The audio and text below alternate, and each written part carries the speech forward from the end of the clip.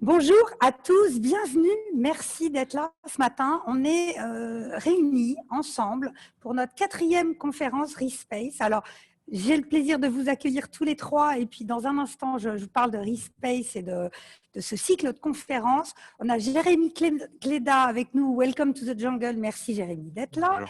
Alexian Pénandizarme pour Danone, merci aussi de votre présence. Bonjour à Et puis tous. Anselme Jalon pour Faber Novel, merci Anselme d'être là. Et justement, Faber Novel, avec Morning, chez qui nous sommes, ex-Morning Coworking, Morning maintenant, et puis Maison et Objets, se sont regroupés pour créer ReSpace. ReSpace, c'est un dispositif qui vise à proposer aux entreprises de réfléchir ensemble à l'avenir du travail. Il me semble que l'avenir du travail a un peu commencé maintenant. Ça va d'ailleurs être en partie notre sujet. Et je parle de cette conférence ce matin. Encore une conférence la semaine prochaine. C'est la 4e de ce cycle ce matin. La semaine prochaine, on se regroupe et je vous lis ce titre merveilleux pour parler de l'urgence à la pérennité, saisir la crise comme une opportunité pour réinventer nos espaces et méthodes de travail. Là, on est sur les lieux et les méthodes de travail. Ce sera la dernière conférence ReSpace de cet été. ReSpace qui a su innover et lancer ce cycle sur Zoom. J'espère que vous êtes bien installés, que vous nous suivez confortablement. Alors, on a une petite heure ensemble, 45 minutes pour échanger, et puis on va prendre les questions, ici il y en a beaucoup, donc posez-nous des questions géniales et captivantes. On prendra encore un petit quart d'heure pour explorer ces questions. Alors, tous les trois, et je dois dire qu'on attendait aussi Anouk Nafal de L'Oréal, qui a eu un gros empêchement ce matin, donc qui ne peut pas être avec nous, au DRH de L'Oréal, et qui rejoindra une prochaine conférence ReSpace. Je ne suis pas tout à fait sûre de laquelle, mais Anouk, on vous retrouvera une prochaine fois avec plaisir. Alors, ce matin, on va peut-être revenir sur cette période de confinement. C'est vrai que c'est un sujet un peu obligé en ce moment, mais pour parler de management, et je vais vous demander à tous les trois finalement ce que vous avez observé. Une question qu'on se pose, c'est comment faire vivre un collectif. On a vu qu'on avait des outils, mais peut-être qu'on peut aller au-delà de la question des outils. Comment maintenir l'engagement, c'est aussi ça qui fait quand même les équipes et la vie de l'entreprise. Forcément, le rôle des managers évolue. Et cette évolution, il faut l'accompagner. Donc, vous avez certainement plein d'expériences où, même si on est encore dans l'œil du cyclone, on se le disait en scène, en préparant, quand même, quelque chose se dégage. Peut-être que chez Welcome to the Jungle, vous avez été aussi très active. Alors, je précise, Jérémy, que vous venez de sortir un bouquin. Il y a toujours la petite minute promo comme ça, donc Allons-y. je m'y plie. Un bouquin génial, évidemment. Non, mais Welcome to the Jungle, 100 idées pour innover. Non, 100 idées innovantes pour recruter et faire grandir les talents. Vous me disiez, c'est un programme vaste, mais c'est bien de le poser par écrit. Donc, c'est complètement d'actualité. Je rappelle que Welcome to the Jungle, c'est une plateforme où on trouve des jobs, où on apprend sur la vie des entreprises. C'est devenu un vrai média. Donc, je vais vous demander aussi ce que vous avez observé. Donc, je refais mon petit tour de présentation. Alexia, donc, Benandizarme, vous êtes à la direction de l'innovation sociale chez Danone. Oui. Vous êtes complètement worldwide, donc de façon internationale, ce que vous avez observé, vous allez nous partager de façon globale. Et puis, en scène, je le disais tout à l'heure, Managing Director de Faber Novel, qui est, selon moi, un petit peu indéfinissable. Vous construisez le futur avec vos clients. Est-ce que vous êtes une agence d'innovation ? On peut dire ça ? On est une agence d'innovation et ça nous définit bien. Et je pense que ce qui nous définit mieux, c'est notre nom. Faber Nouveau, c'est du faux latin. On fait du nouveau. Voilà. C'est du faux latin. Exactement. Vous avez pris des libertés et vous avez bien fait. Des libertés sur le latin, tout à fait. Inscrivez-vous sur LinkedIn pour la semaine prochaine. Voilà, ça c'est dit. Maintenant, on se jette dans notre sujet. Quelques mois, quelques semaines pour observer ce qui s'est passé en une journée le 17 mars. On a fait une espèce de révolution de façon contrainte. Le monde du travail est passé en grande partie en télétravail. On n'oublie pas ceux qui étaient sur le front de façon très physique, bien sûr. Alors, premier sujet, peut-être cette question de faire vivre le collectif. On sait qu'on a été connectés, ça, ce n'était pas un souci. On a même souvent pu produire. Qu'est-ce que vous avez observé d'autre ? Le média Welcome to the Jungle, est-ce que ça a été actif pendant cette période ? Comment vous l'avez vécu ? Racontez-nous. Oui, je pense qu'il y a plusieurs sujets. Au-delà de notre activité, nous, c'est vrai que ce qu'on fait est très lié au sujet aujourd'hui, mais en tant qu'entreprise, on l'a vécu à plein. Je pense qu'on était peut-être un cas particulier où, avant Welcome, on avait déjà 20% de nos équipes qui étaient en full remote. On avait, Totalement à distance, exactement. télétravail. Et en fait, on avait déjà une politique pour faire jusqu'à 50% de télétravail tout le temps. Donc ce switch a été relativement facile. Mais par contre, ce qui était intéressant, c'est de voir les enjeux profonds de la période qui sont plus liés au confinement et au Covid en lui-même. Nous, on a une particularité chez Welcome depuis juin 2019. On fait accompagner l'entreprise par un cabinet de conseil. D'ailleurs, Faber Novel nous a accompagnés là-dessus. Et aussi un groupe de chercheurs, un neuroscientifique et des personnes qui nous suivaient sur la partie data pour essayer de comprendre en fait comment la boîte évolue. On a fait un gros changement par exemple de rythme de travail l'année dernière. Un changement de rythme de travail. Ah. On est passé à 4 jours. Et surtout, là, on en a profité pour comprendre l'impact du Covid sur les équipes. Et du coup, ce qui est ressorti, c'est plusieurs choses. C'est le premier, c'est le sujet de distanciation sociale, mais pas au sens geste barrière, mais au sens bureau. En fait, c'est comment on peut garder du lien alors qu'en fait, surtout que les réunions Zoom et tout ce qu'on fait à distance deviennent uniquement dans un but de productivité. On se connecte et tout de suite, on saute dans le truc. Il y a plus beaucoup d'espace en fait pour discuter d'autres choses. Un autre sujet, c'est en fait les déséquilibres forts en fait de situation entre les gens, entre une personne qui est à la campagne dans un espace ouvert et d'autres qui sont à 15 mètres carrés à Paris. Et en fait, comment on peut gérer ça. Et après, les besoins clairs demandés à la boîte, qui en tout cas chez nous, donc je ne sais pas si ça se justifie sur un ensemble de boîtes plus large, mais c'était premièrement un besoin de transparence absolue sur la santé financière de la boîte et des décisions qu'on va prendre. Le second point, c'était de ne pas mettre entre parenthèses les sujets qui étaient clés pour nous et sur lesquels on travaillait. Je vous donne un exemple concret, par exemple, parce que comme Danone est là, on est en phase de certification B Corp, qui était un enjeu très important pour une grosse partie de l'équipe. Et par exemple, ce genre de projet… la certification B Corp comme ça. Oui, B Corp, c'est un label environnemental et sociétal qui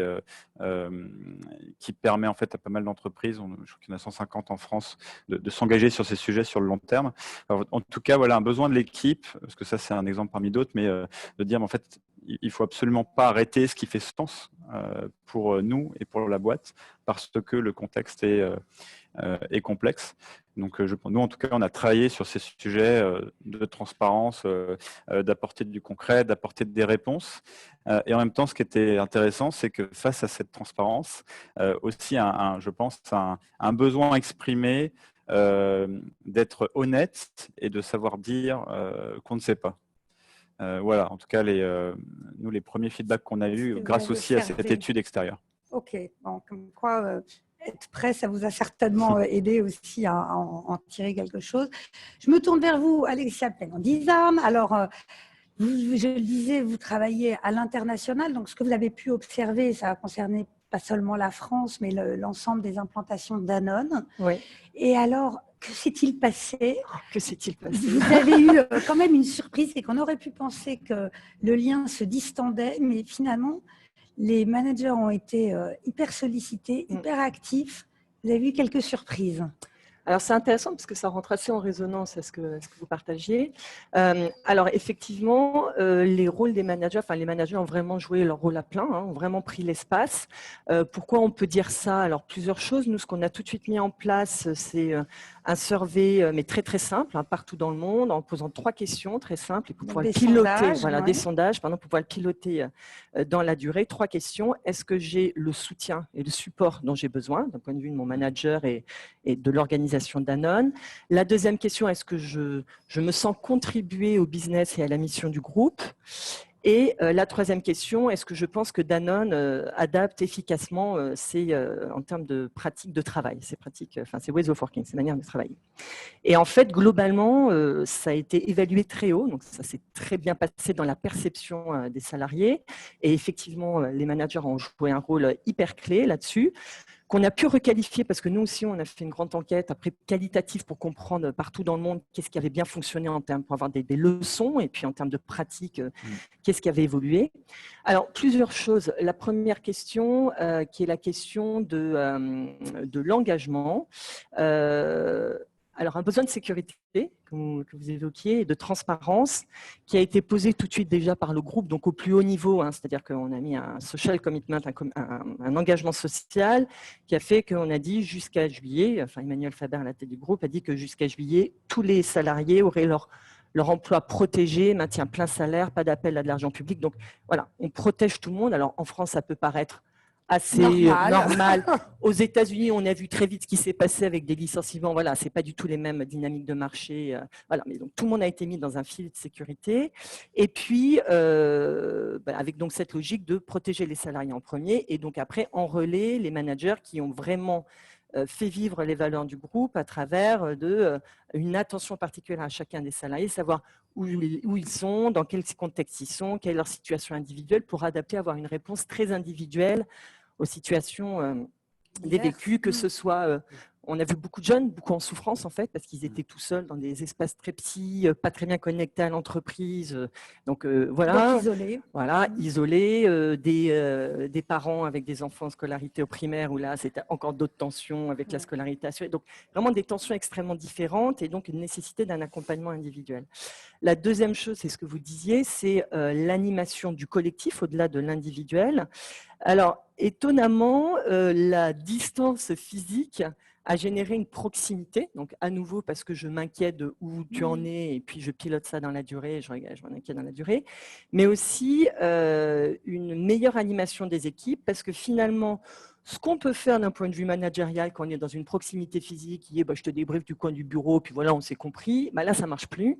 Donc, on a vraiment besoin de mettre en place une animation de l'équipe extrêmement structurée, préparée, avec des rituels qui se sont mis en place dans les agendas, mais aussi le partage la prise de décision, hein, des méthodes de prise de décision et d'expression individuelle, beaucoup plus rigoureux et finalement assez nouveau pour nous, parce que beaucoup plus structurés, et qui ont apporté à la fois de l'efficacité, parce qu'en peu de temps, finalement, on arrive à bien s'animer, à bien comprendre, à bien s'aligner, et puis une efficacité et une satisfaction des salariés. Donc ça s'est bien passé. Après, il y a d'autres choses plus compliquées, peut-être sur lesquelles on reviendra. Voilà, c'est un peu de teasing pour la suite. Merci Alexia. Enseigne Jalon, alors chez Faber Novel, peut-être que vous aussi, vous avez une organisation où il y avait déjà un peu de télétravail. Vous m'avez dit, on n'a pas eu de difficulté à produire. Le problème, ce n'était pas de se connecter et de produire, mais c'est peut-être autre chose. Racontez-nous ce que vous avez observé. Oui, tout à fait. Donc, chez Faber Novel, on faisait déjà du télétravail. Donc, ça n'a pas été nouveau pour nous, un peu comme Jérémy. Et d'ailleurs, on a réussi à produire, à maintenir nos projets avec nos clients. La question qu'on s'est posée, et je pense qu'on n'a pas encore suffisamment de retour d'expérience dessus, c'est OK, on est productif, mais est-ce qu'être productif, c'est être créatif ? On a réussi à créer des choses nouvelles. On a notamment créé Respace avec Maison et Objets et Morning. Ça a été créé pendant le confinement. Exactement. Bravo. Donc on a quand même réussi à créer des choses nouvelles.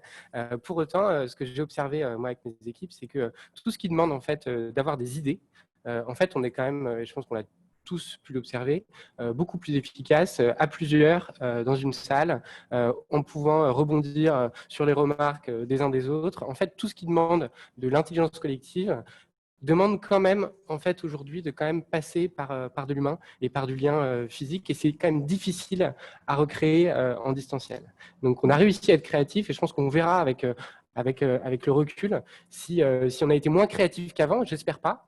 Je pense qu'on a été créatif différemment. Comment vous le verrez avec le recul? Comment vous allez l'évaluer? Là, je pense qu'on est sorti du confinement depuis un petit mois. Je pense que c'est quand même un peu tôt pour analyser les résultats, mais je pense que ça va se faire petit à petit.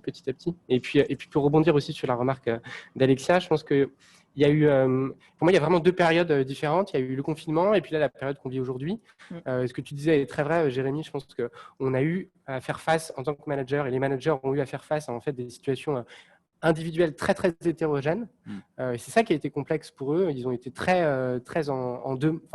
sollicités. Ouais. Ils ont un rôle en fait encore plus clé à jouer. Et moi, ce que j'ai pu observer chez Faber Novel, c'est que les managers que j'anime ont pris leurs responsabilités. Ils ont été là, ils ont été présents. Et d'ailleurs, on fait des enquêtes de satisfaction toutes les semaines avec des mini-sondages. Et les scores n'ont jamais été bons, en fait. Et n'ont jamais été aussi bons, pardon.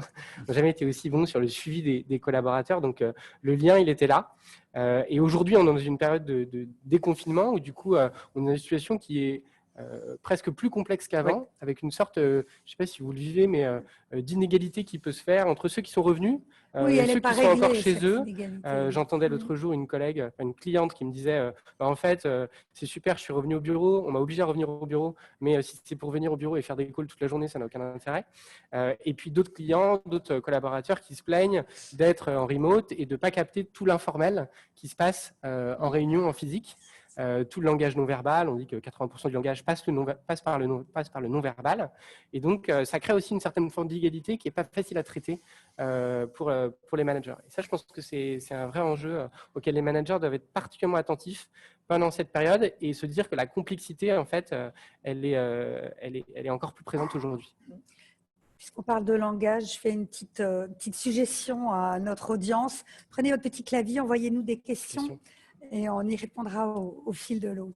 Merci. Bon, l'informel, le non-verbal, le être ensemble, il y a une dimension de, j'ouvre une petite parenthèse, mais il y a une dimension de plaisir à être ensemble aussi. C'est ça qui rend créatif dans le monde de l'entreprise. Quelle solution on trouve quand on est chacun chez soi en télétravail et quand les rythmes aussi se décrochent. Vous avez tous parlé d'un côté hétérogène, comme ça, ce qui complique le rôle du manager, bien sûr. Est-ce que vous avez des éléments de réponse à ces sujets-là? Moi, peut-être pour rebondir sur la situation d'Anna, alors nous, on était dans une situation un peu particulière. C'est-à-dire que notre mission en tant que leader de l'agroalimentaire, on avait vraiment la mission de nourrir la nation. Donc, il y a quelque chose… Vous attendez, là. Ouais, et on s'attendait nous-mêmes. C'est-à-dire que ça a vachement galvanisé tout le monde. Donc, parce qu'on parle beaucoup là des gens qui sont dans les bureaux, mais ça a été très compliqué dans les usines. L'animation des usines a été très compliquée parce que eux, pour le coup, ils ont des rituels d'animation tous les matins qu'ils ne pouvaient plus faire. Donc, eux, c'est le contraire. C'est qu'il a fallu… Bon. Donc, ça a été très compliqué. Mais donc, par rapport à la créativité, il a fallu être dans une créativité, mais pour délivrer, enfin, voilà, le business as usual, enfin, voilà, assurer la continuité business. Et c'est vrai que finalement, on s'est très concentré sur résoudre les problèmes, arriver à sortir les produits, être sur les marchés, nourrir, remplir les supermarchés, etc.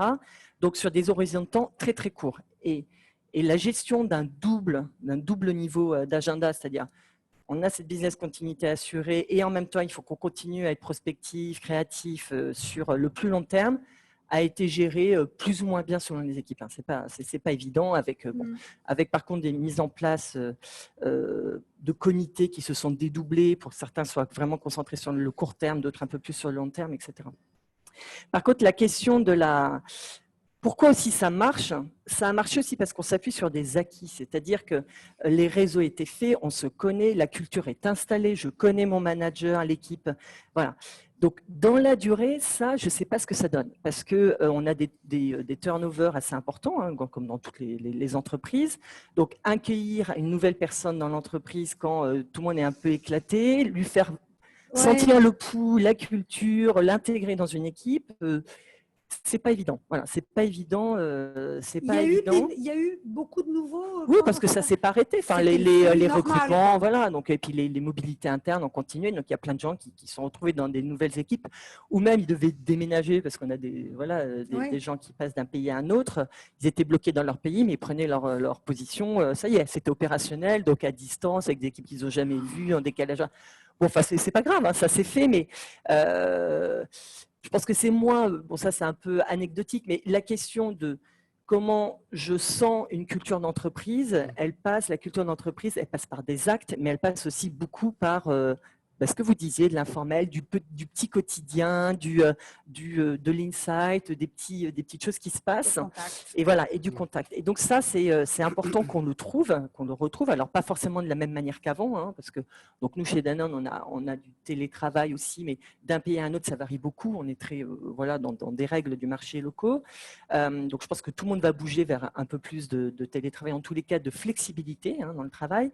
Mais du coup, ça pose la question de l'intégration des nouveaux, comment on fait vivre un collectif, mais aussi une culture d'entreprise. Et ça, c'est vraiment le rôle des managers à trouver le sujet. Il va falloir qu'on les accompagne dessus. Et ensuite, dans le capter des informations, moi, c'est ça qui m'a le plus manqué. Voilà. C'est-à-dire qu'opérationnellement, j'ai pu très bien travailler avec tout mon réseau.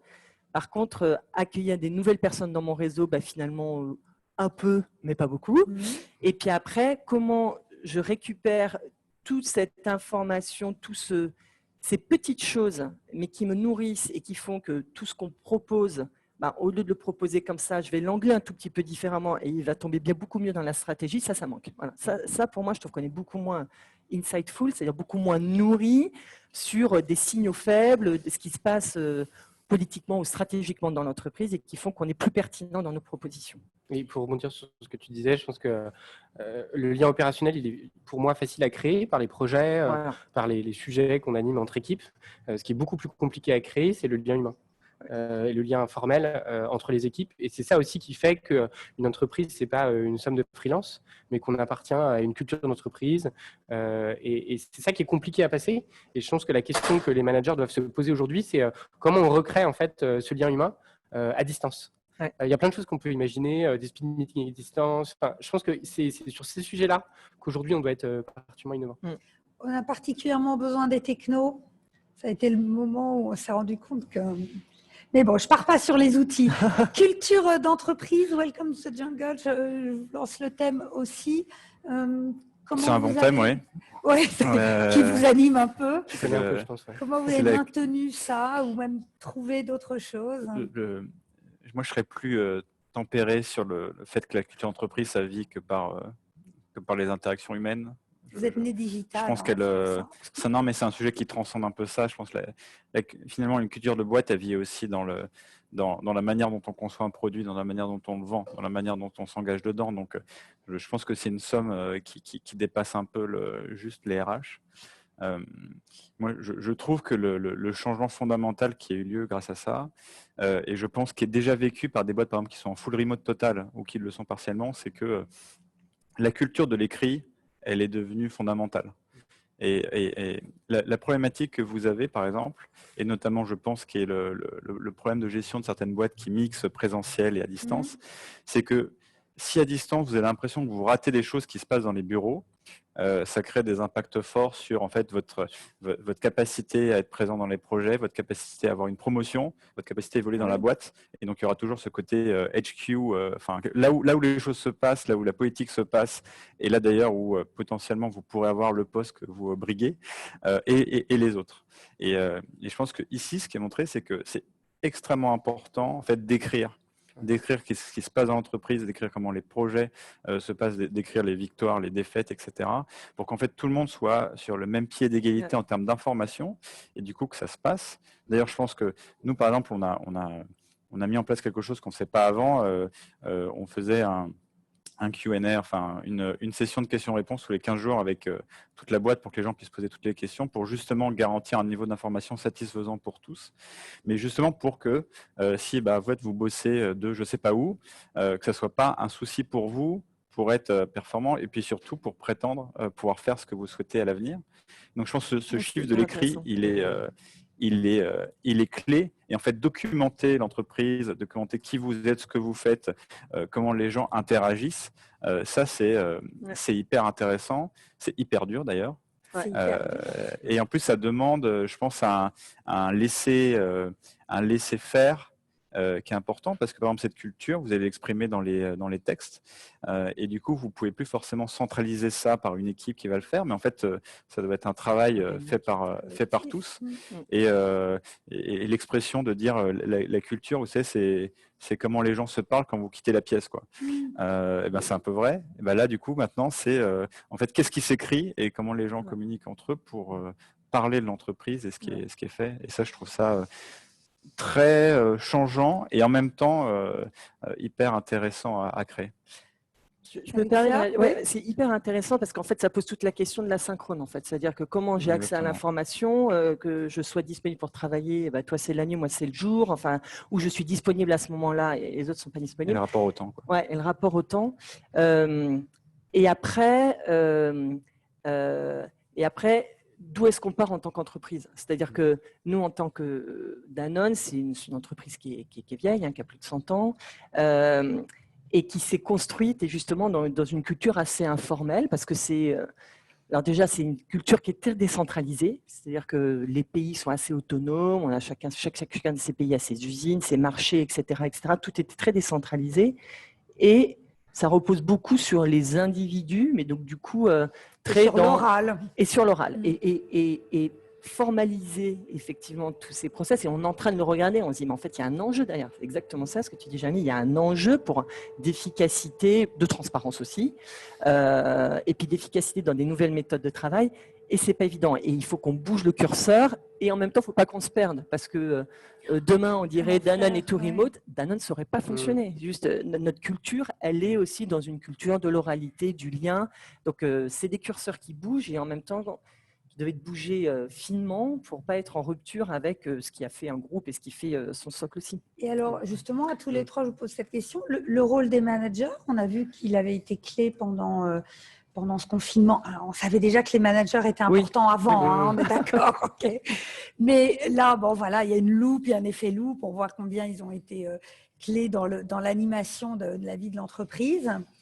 Comment on les accompagne pour évoluer vers plus d'écrit, là où on était dans une culture plus orale, plus d'hétérogénéité quand on est un manager et qu'on a tout le monde qui arrive à la même heure, c'est quand même peut-être plus limpide que quand il y a plein de cas de figure. Enfin voilà, plein de choses sont en train de se passer. Ils ont probablement besoin de se former dans certains cas. Voilà, qu'est-ce que vous sentez sur ces sujets-là, Anselme? Moi, je pense que ça remet en fait au-dessus de la pile les sujets de learning qui deviennent de plus en plus importants et de faire monter en compétence ces managers. Et Alexia, tu me disais d'ailleurs qu'ils ont été très en demande en fait de formation, de montée en compétences. Je pense que d'ailleurs il y avait énormément de choses qui existaient déjà dans les grandes entreprises là-dessus. C'est juste que c'est revenu d'actualité. Ils se sont dit ça y est, ça va être utile.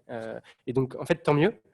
Moi, je crois qu'un des enjeux du learning et de l'apprentissage, c'est avant tout de donner envie aux collaborateurs d'apprendre plutôt qu'apprendre. C'est ça le premier sujet. Et donc là, ça leur a donné envie d'apprendre. Ça a créé un déclic, ça a créé un besoin, je pense. Et donc ça, il faut s'en féliciter. Et je pense qu'il faut pouvoir les accompagner là-dedans. Et le deuxième point, c'est pour rejoindre la remarque de Jérémy qui est très juste, je pense que c'est aussi à chaque manager de fixer des règles. Et en fait, la règle que tu décris, qui est d'arriver à formaliser ce qui se passe en informel après les réunions, ça peut être une règle. Je pense qu'il y a un ensemble de nouvelles règles que chaque manager doit co-construire avec son équipe. Si vraiment, en plus, on veut qu'elles soient efficaces, je pense qu'elles doivent être co-construites. Et c'est quoi les nouvelles règles de fonctionnement qu'on se pose dans cet environnement qui va être définitivement à la fois du remote, à la fois du présentiel, et ça va durer. Et un peu plus écrit. Bon. Sur ces sujets d'accompagnement, Jérémy, de formation. Moi, je ne peux pas être plus d'accord avec le sujet de formation parce que on lance un produit là-dessus bientôt.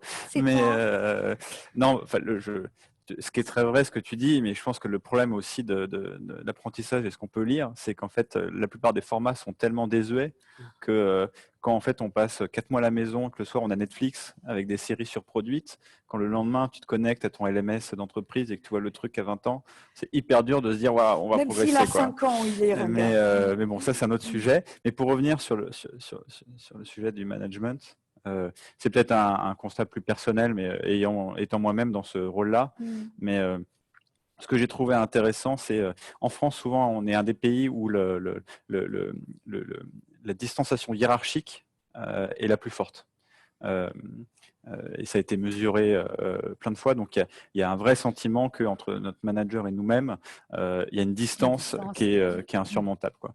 Et ce que j'ai trouvé intéressant là, et je me mets dans le lot, c'est comme c'était une situation de vulnérabilité très forte, quand vous dites, voilà, les gens, ils sont dans des situations compliquées, bah, en fait, les managers aussi. Moi, j'ai 2 enfants, clairement, c'était 3 mois. Moi personnellement, j'ai vécu 3 mois épouvantables, quoi. Merci de le dire. Mais en plus, moi-même étant dans un secteur qui est très touché par le confinement et la crise, en plus, il y a d'autres choses qui il y avait des sujets business s'ajoutaient, voilà, et des sujets de responsabilité. Mais c'est vrai que je pense que ce qui était intéressant, c'est d'être à l'aise sur un sentiment de vulnérabilité commun, qui fait qu'en fait, on peut discuter des sujets.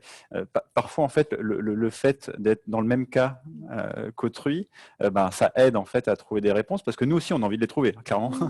C'est utile. Et donc, je pense que si ça permet d'ajouter un peu de proximité, c'est intéressant.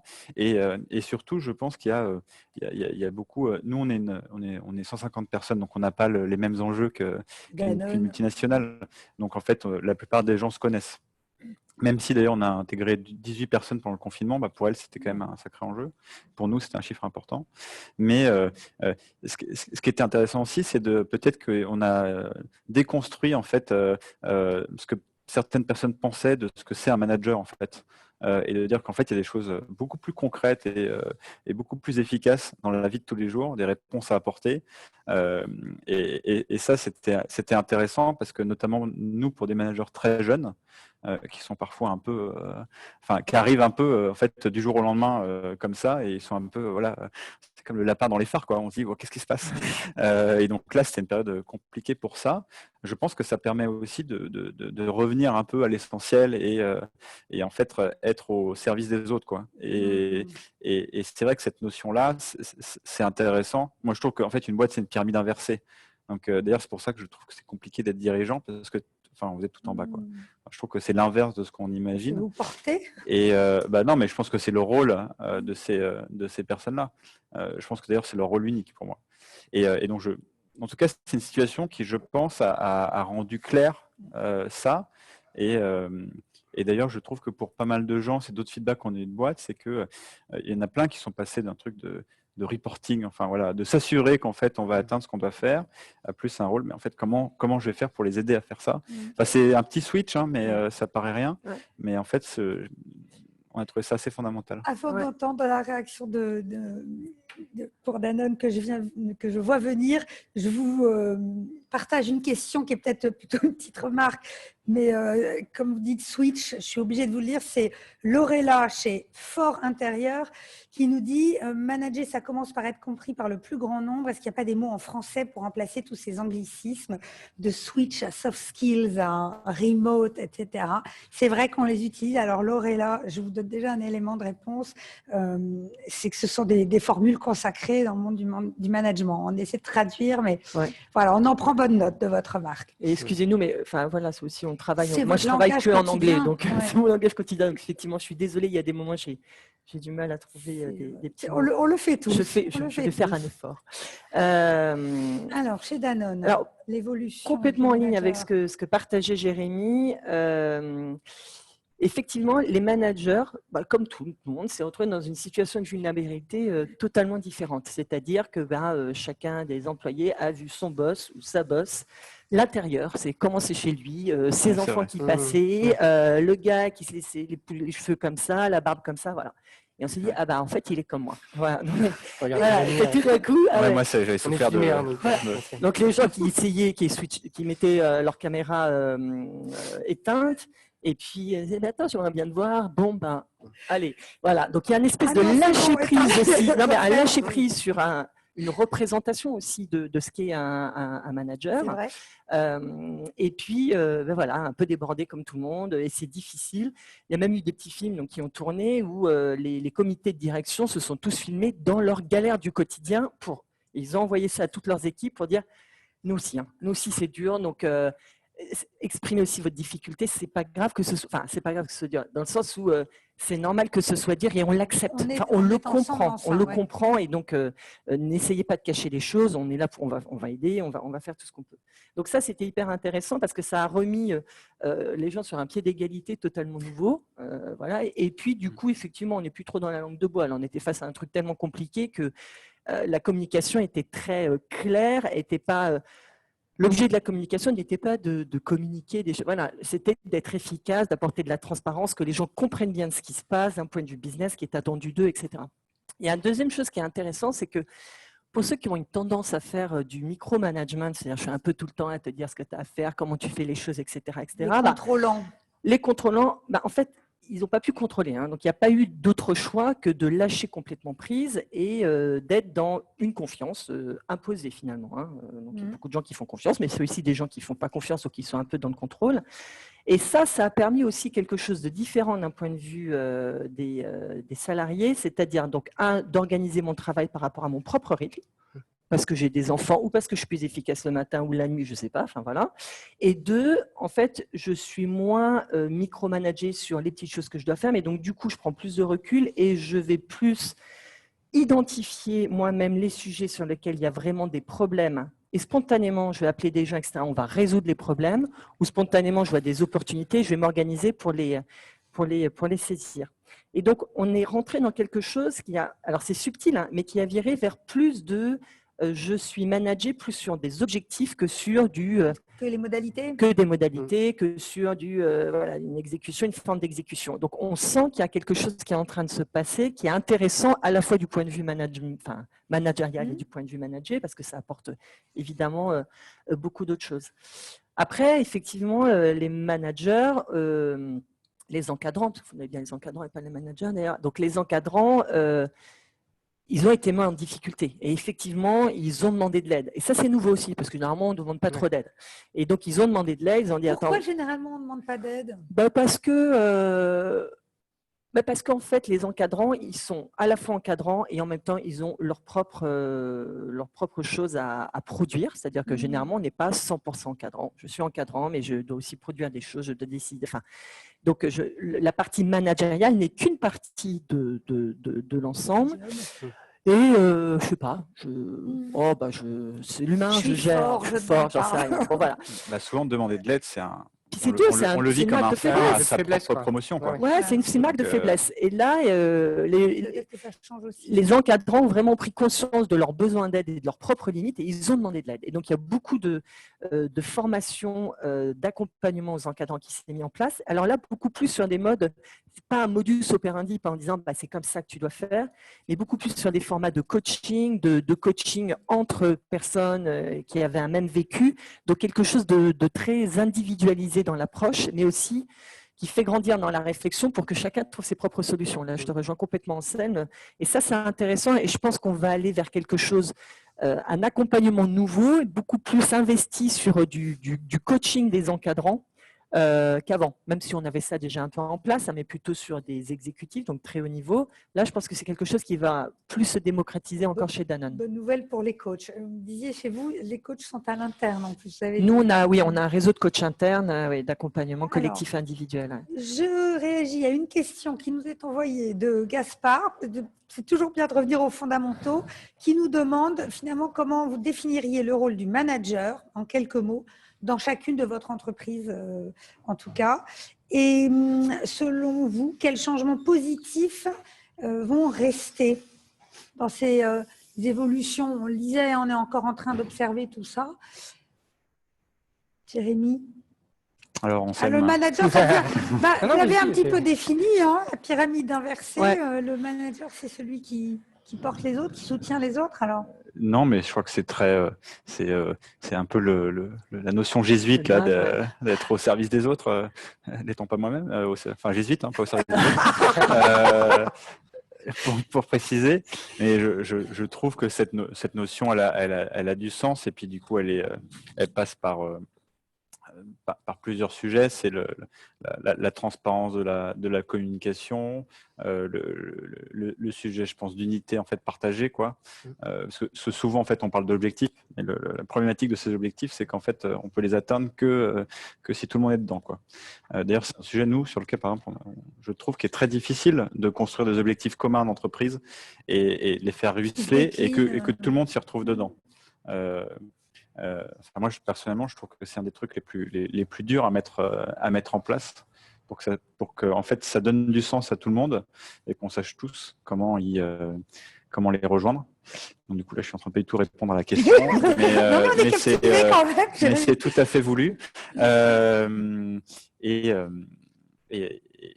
après, nous, ce qu'on voit, c'est ce qui était intéressant dans le management de la période, c'est en fait s'assurer que les objectifs qu'on se fixe font du sens pour la personne et sont aussi en phase avec ce qu'on avait dit qu'on attendait d'elle et ce qu'elle attend de nous, quoi. Parce que, par exemple, je trouve qu'un des sujets aussi du confinement, nous, c'était notre cas, ça a peut-être été moins le cas dans d'autres boîtes, mais en fait, on a demandé à pas mal de gens de changer complètement. Ouais. Et il faut quand même être réaliste et honnête, c'est que pour certains, c'était OK, même d'ailleurs, je pense que certains se sont révélés dedans. Enfin, moi, j'étais hyper impressionné par plein de gens. Et je pense qu'il y en a d'autres qui ne s'y retrouvent pas du tout.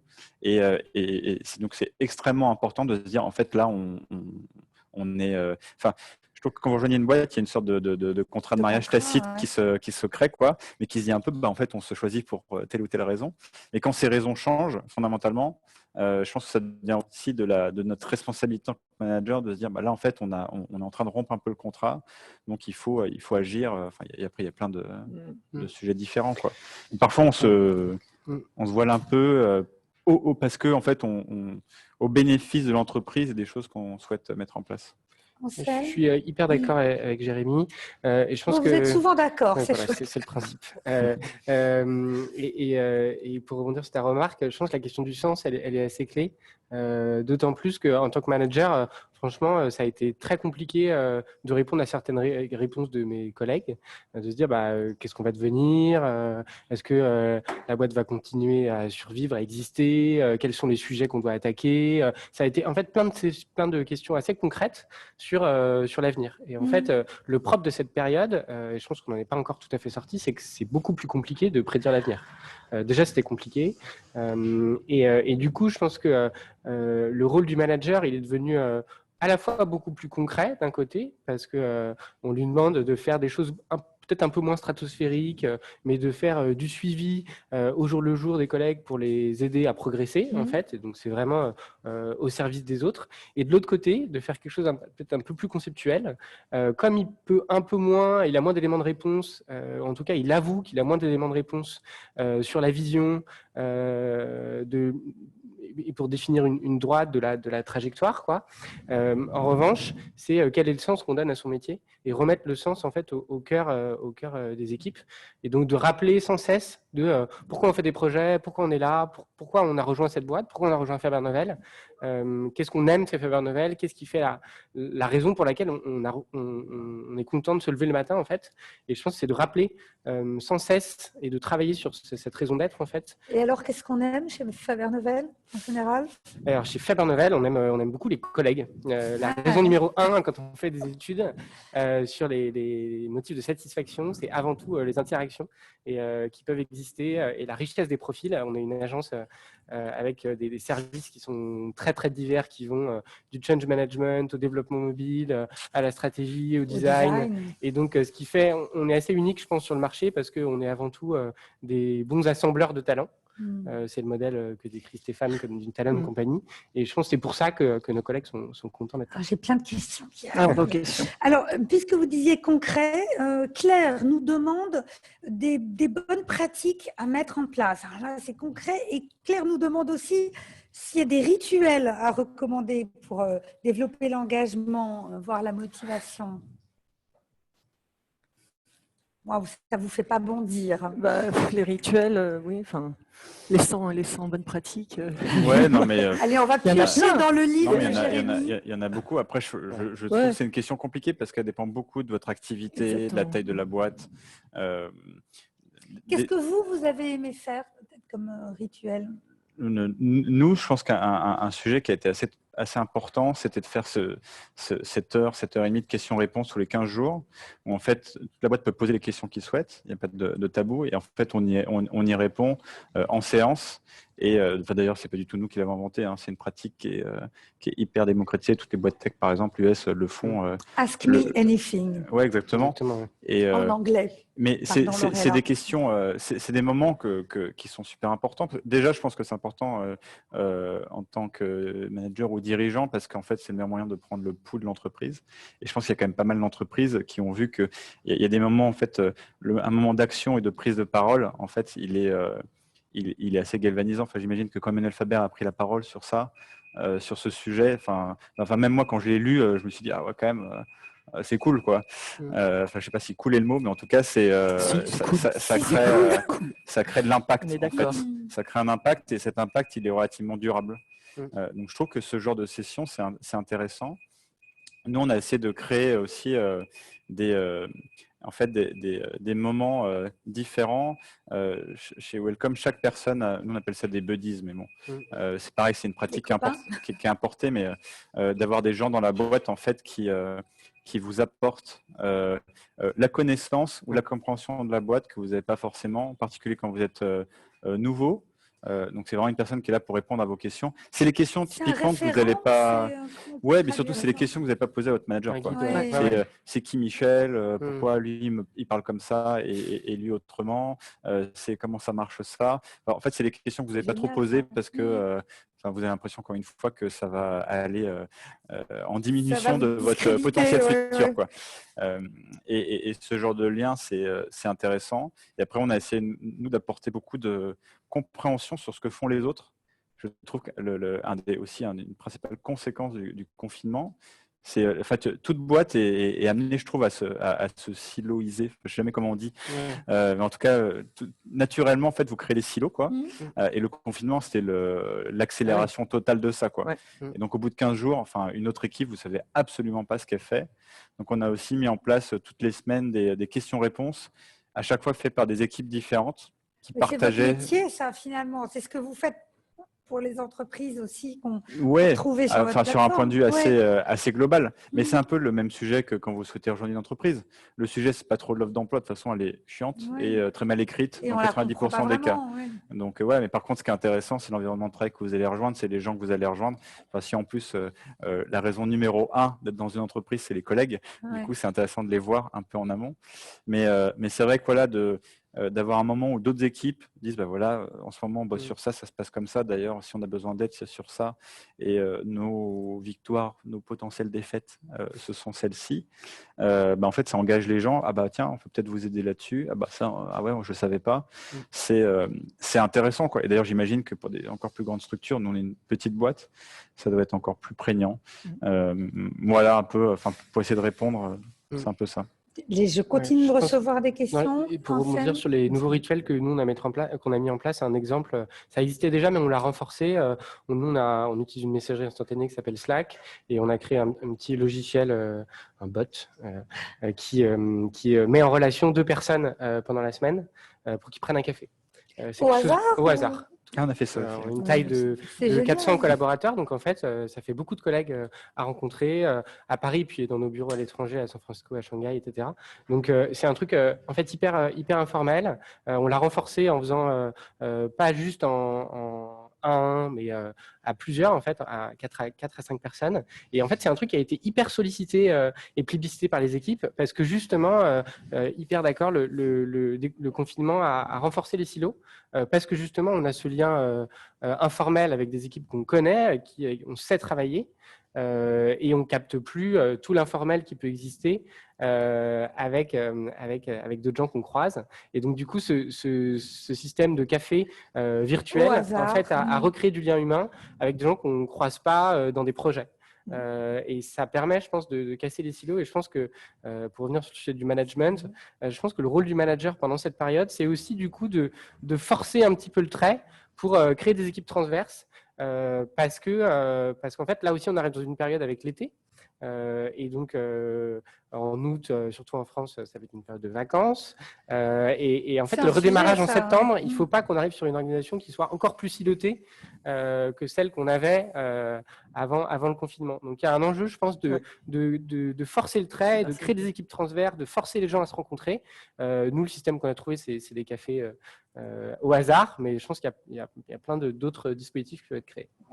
Alors, il y a une question aussi de Julie que vous avez un peu abordée, mais qui nous dit précisément comment le manager peut être vecteur de changement alors que lui-même, il est soumis à une certaine pression, à certaines contraintes, aux règles de l'entreprise. Le management, c'est quand même un rôle où on est… Alors, peut-être là, on parle de management intermédiaire, mais voilà, quand on doit donner l'exemple, par exemple, et qu'on a soi-même un certain nombre de pressions, de contraintes…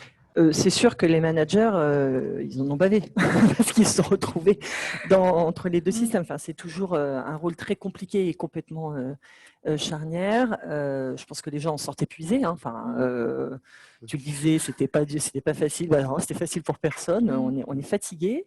On est fatigué et en plus, il faut quelque part rattraper, c'est-à-dire qu'on ne se dit pas, bon, on est sorti de la crise, ah ben non, parce que la crise, elle est devant nous, il faut relancer les machines, il faut rattraper. On se rend bien compte que c'est dans un monde de plus en plus incertain. Donc, le rôle du manager, oui, c'est faire vivre la raison d'être de l'entreprise, bien donner un cap, mais après, voilà, il va falloir qu'il soit en soutien et qu'il apporte une sorte de filet de sécurité aux salariés pour qu'ils puissent proposer, avancer, etc. Je pense que ça, c'est important parce qu'on ne peut plus dire c'est exactement là où on va et c'est exactement comme ça qu'on va y aller. Donc, il faut vraiment qu'on change de pied. Donc, pour les accompagner, je sais pas en fait. Enfin, les accompagner, si nous, on sait qu'on va les accompagner, c'est-à-dire qu'on est en train de réfléchir à quel type de programme, alors programme ça fait un peu, j'aime pas trop, mais on va mettre en place pour les outiller un peu sur quoi. Solutions. Il y a quand même une partie outils et puis après une question changement de posture managériale. Voilà, il y a un certain nombre de choses qui doivent évoluer et on est en train de réfléchir à vers quoi on veut aller et qu'est-ce qu'on va mettre en place et définitivement, réellement le coaching est un des enjeux parce qu'on répond à chacun individuellement. Alors, je dis à notre audience que je ne pourrais pas prendre toutes les questions, là, l'heure tourne, mais il nous reste quelques minutes, on les prend. J'ai une question assez pragmatique aussi sur comment gérer le flux de réunions à distance. Alors, la semaine dernière, et vous pouvez la voir en replay, il y avait une super masterclass, enfin un débat sur les questions très tangibles de télétravail. Donc, ça peut être une source de réponse, Roselyne.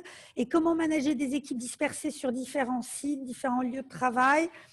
Peut-être, si vous avez une inspiration sur cette réponse, mais sinon, j'invite Roselyne à revoir la…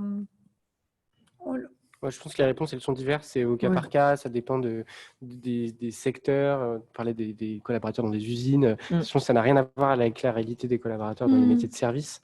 Donc, je pense que c'est vraiment au cas par cas. Et je pense que c'est par la création des nouveaux rituels dont on parlait notamment. Je pense que ça passe par ça. Ouais. Après, et je pense qu'il est important, c'est de garder ce double lien. C'est ma relation individuelle et ma relation collective. Il faut arriver à bien gérer les deux. Ouais. Je pense que peut-être un mot juste, je pense que l'asynchrone, c'est un sujet clé en fait. C'est quand vous êtes dispersés sur des sites différents, la problématique c'est que, je ne sais pas pourquoi, mais on est toujours dans l'urgence. Donc, il faut prendre une décision tout de suite. Je ne sais pas pourquoi. C'est comme ça, quoi. Mais si on change un tout petit peu notre rapport au temps et qu'en fait, on construit des équipes sur le fait que, en fait, on explique clairement que pour tel sujet, on a une période de temps pour trouver la solution. Et donc, du coup, pendant cette période de temps, ça laisse la place à de la conversation asynchrone. Donc, les gens peuvent participer au moment qui est le plus propice pour eux. Et donc, en fait, on crée ce flux de discussion et à la fin, on peut arriver à une conclusion. En fait, ça permet à chacun, je pense, d'être impliqué et en fait, de ne pas rater le créneau parce qu'en fait, il y a 3 personnes qui étaient là, qui étaient dispo eux, toi tant pis quoi, tu participes pas au truc. Donc c'est pour ça que je trouve que le rapport au temps il était assez intéressant là quoi. C'est parfois si on se donne un jour de plus, ça permet aussi une situation peut-être un peu plus collégiale, un peu plus respectueuse des plannings de chacun quoi. L'important et l'urgent quoi, pas tout. Et on a beaucoup parlé du rapport au temps et je pense un deuxième angle dont on n'a pas beaucoup parlé, mais c'est le rapport à l'espace en fait. Mm. Et quand on parle d'intelligence collective, moi c'est une de mes convictions, c'est qu'en fait, comme on arrive à recréer cette intelligence collective à distance, ça pose aussi la question de du coup à quoi servent les bureaux. Ouais. Et je pense que le rôle du bureau va aussi beaucoup évoluer dans cette optique managériale. Pourquoi on vient au bureau si c'est pour chacun être devant son bench? Est-ce que c'est pas juste du coup pour quoi un bench? se rencontrer sur une table? Je n'utilise pas celui-là. À quoi ça sert si c'est juste pour faire ça? Est-ce que du coup le rôle du bureau c'est pas pour faire vivre le collectif justement? Peut-être différemment. Nous on travaille avec des grands groupes sur justement le rôle des lieux, comment on peut créer des lieux avec des thématiques autour de l'innovation, autour de l'agilité, autour de l'open innovation. Et je pense que c'est des sujets qui vont redevenir, ils étaient déjà prioritaires, mais pareil, ils vont être au-dessus de la pile avec ce sujet. C'est sûr, parce que de toute façon, les salariés nous le demandent. C'est-à-dire, c'est hyper intéressant. On voit que on est passé de quand est-ce que je peux bénéficier de télétravail à là, on est en train de voir, les gens ils nous disent non, mais il faut que tu m'expliques quand est-ce que je dois venir au bureau. C'est-à-dire qu'on a complètement changé le rapport et nous dire, mais et d'ailleurs, pourquoi est-ce que c'est utile de venir au bureau? Et on doit répondre à ça vis-à-vis des salariés parce qu'elle est clairement posée et puis elle est posée comme ça de manière mondiale. Donc il y a quelque chose qui a vraiment, on a une accélération, un phénomène d'accélération sur ce sujet en quelques mois parce que voilà, c'est assez inédit et puis c'était mondial, mais sur lequel il faut répondre et il faut bouger aussi. On ne peut pas revenir comme avant. Alors je vous propose de prendre une dernière question dans les 5 minutes qu'on a de Magali Noé, qui vous demande quelle est la décision la plus difficile que vous avez prise pendant cette période de confinement ou des semaines qui ont suivi. Est-ce qu'il y a quelque chose qui vous a marqué, qui sort du lot en tant que manager, j'imagine? Difficile. Ou impactante, ou un petit moment de réflexion. J'ouvre le bal. Nous concernant, on a une décision difficile qu'on a prise, mais qui je pense était indispensable. Nous, depuis juin 2019, on travaille 4 jours par semaine, et pas 5. C'était un long process pour mettre ça en place, d'ailleurs qui a été coûteux. C'est pas financier, hein, enfin si d'ailleurs ça l'est, mais c'est aussi en termes d'investissement personnel. Parce que changer de rythme, c'est complexe pour tous. Et donc, du coup, on a mis ça en place et ça s'est bien passé à la fin. Et là, on a pris la décision de repasser à 5 jours de juin, enfin du 1er juin au 1er septembre, pour 2 raisons. La première, c'est pour des enjeux de survie, pour en fait, se donner le plus de capacité possible à aller développer les nouveaux produits qu'on souhaitait lancer cette année. Et pour un second sujet qui est d'ailleurs le sujet le plus compliqué d'ailleurs à faire comprendre aux équipes, c'est marrant parce que pour moi c'est assez évident, mais pour un sujet d'universalité, parce que il y a des choses qu'on met en place dans des boîtes et on les met en place pour tout le monde en fait. Et la semaine de 4 jours, c'est quelque chose pour tout le monde. Et en fait, pendant le confinement, on s'est aperçu qu'il y avait quelques personnes qui arrivaient à rester sur ce rythme-là. Et il y avait une majorité de personnes qui n'y arrivaient plus du tout, qui bossaient 5-6 parce qu'en fait, c'était un peu overwhelming, quoi, la situation.